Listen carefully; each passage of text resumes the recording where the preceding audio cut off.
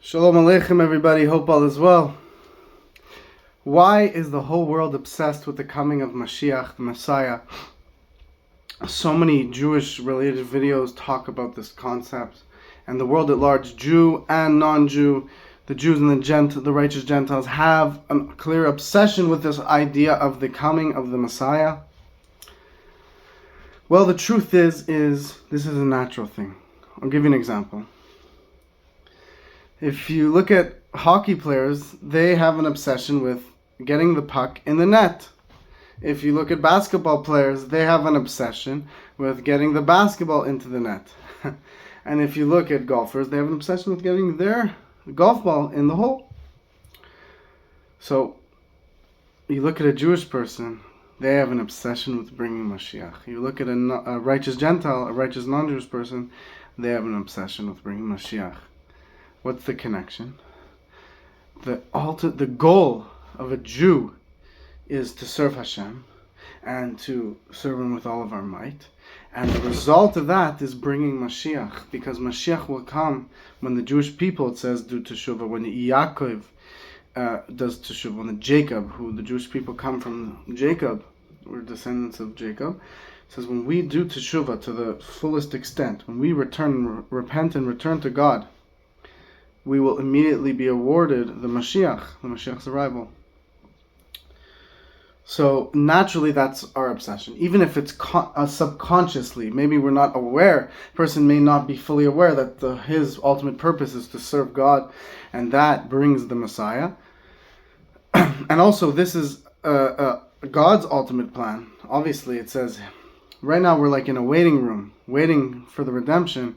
You go to the doctor, you're waiting in the waiting room. The waiting room is not the purpose. It's just a process, part of the process to get into the doctor's office.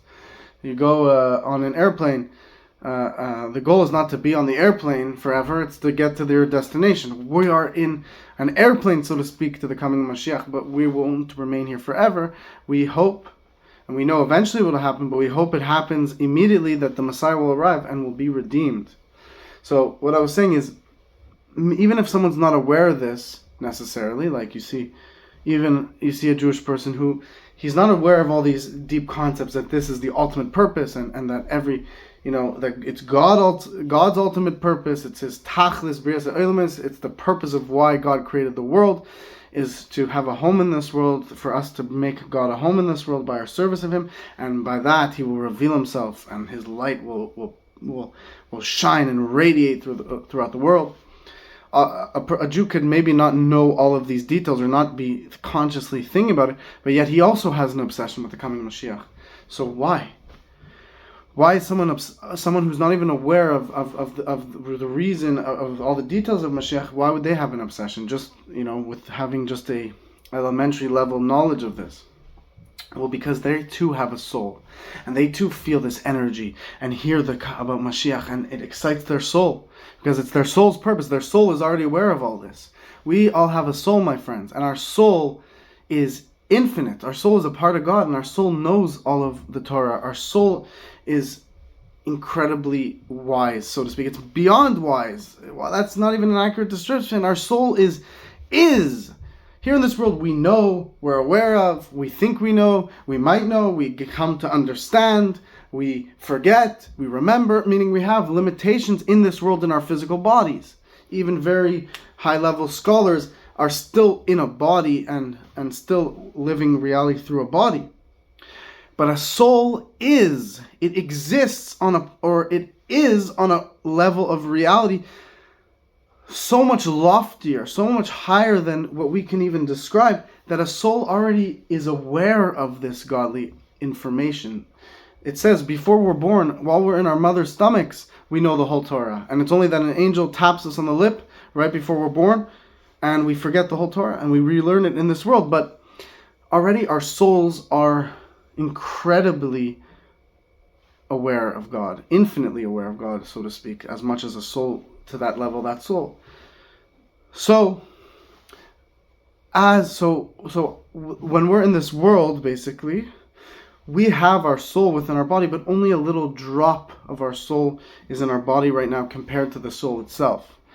And according to each person's level that they get to through, obviously, learning Torah, through doing mitzvahs, which means mitzvah is a good deed, a commandment of God, and by doing acts of kindness, by serving God and improving ourselves and doing God's will, we allow our bodies to become a vessel for more of our soul to come into our body and to become more aware of our soul, to tap into our soul.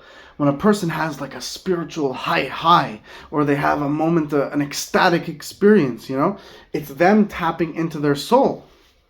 If it's a spiritual experience, for example, a person's at their daughter's wedding and they see their daughter walking to the chuppah, walking to the marriage canopy, and they hear the songs and they see the people and and then the person starts to cry and feels so great, and a cry of joy, of course. That person at that moment is experiencing a tremendous joy. He's experiencing a deeper part of his soul that he's not normally experiencing. So each and every one of us has a soul that animates us, that really has a potent effect on us, even if we're unaware of this effect. So that's why a person has such an obsession with the coming Mashiach, Messiah. You speak about the Messiah to a person, they might get confused, scared, or they might get happy, they might get a bit nervous, or they might be like, they get, it does something to a person when you speak about the Messiah to them, the coming of the Mashiach. It affects a person. It's not just like when you're saying to a person, about any other aspect of Judaism. Like, let's say you speak to a person about a certain historic period in the Jewish people, or you speak to a person about a certain thing you learned in Torah. It obviously is infinitely holy, but that when you speak about the coming of Mashiach, it has a special effect on a person, because, like I said, it's the ultimate purpose. So our soul knows this, and our soul gets moved by it. And even us in our bodies, we hear Mashiach. It's an exciting idea. It's a better time that we look forward to. It's a victory and a reality, an everlasting comfort that we look forward to. We all, each and every one of us in our lives, are lacking something, because if we weren't, then means that Mashiach would be here. You can't say about any person he has everything he wants and needs, and he has zero lackings, or he has nothing lacking in his life. It is impossible to say such a thing. Why? Because if you think about it, Mashiach is not revealed right now. We don't see the Messiah. We still have wars going on. There's still wars in the Holy Land of Israel. The third temple has not yet been built. We are still in exile. So we are all lacking something. And that something is Mashiach, the redemption. So surely our souls, we all want that better reality. We all have something going on. So we have to channel it into practical ways to bring Mashiach. And that's what I want to transition into for the end of this video. We're almost done here. But I want to say, the reality that's waiting for us when Mashiach arrives is infinite. It is the best possible pleasure we can ever imagine. You can't begin to comprehend the outermost array of light of pleasure that we will experience when Mashiach comes. The best moment any of you have experienced. A person closing a business deal, $10 million profit, whatever, maybe. You can't, it's nothing. It's not even worth mentioning in comparison to the coming Mashiach. It's not even in the same category. It's not even called pleasure anymore once you're dealing with true pleasure, godly pleasure. So how do we bring this reality? Because that's the main thing, the ikar. Ma'aseh hu ikar, which means in Hebrew, the action is the most important, because action affects reality the deepest. So guys, what we have to do is we have to take upon ourselves a hachlata, a decision to do something more. Whatever it may be, a practical thing. So a person should take upon maybe to give charity, and to say they're going to give charity, and to do it. And we can do more and more every day. Another example, we should decide to learn a little bit more every day, an extra 3 minutes a day, let's say. Today, start off 3 minutes a day, and then when you feel a bit comfortable, 4 minutes to add a little bit. Let's say, at a specific time of the day. Let's say, before I'm going to eat breakfast, I'm going to learn 3 minutes of Torah. Or before I eat dinner, or something like that. Something practical that affects reality, because we can get inspired, we can get excited and long for the coming of Mashiach, and that's very important, it's great. But eventually feelings may go away or disappear. If you do something practical with that excitement that you have, and you channel it into a practical deed that you're going to now do every single day, or whatever, or once a week you're going to learn, whatever it may be, but on a consistent basis you're going to do something real now, something practical, then that energy is now revealing, and it continues to exist and has now activated this action that you're doing that is infinite and practically brings Mashiach. It actually in actuality brings us to the redemption for like even more. So we have to do practical things.